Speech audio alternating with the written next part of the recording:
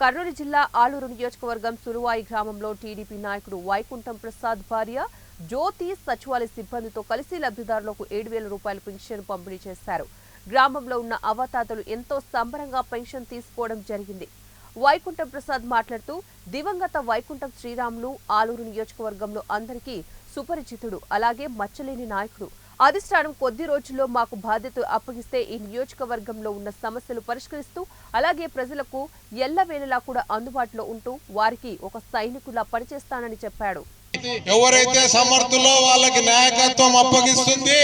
అప్పగించిన తర్వాత అందరినీ కలుపుకొని పోయి ఆ నాయకత్వం కింద ఎవరు చంద్రబాబు నాయుడు గారు చెప్తే ఆ నాయకత్వం కింద అందరూ పనిచేసి మన గ్రామంలో వచ్చేసి మన అభివృద్ధి అనేది కంపల్సరీ చేసుకోదామండి.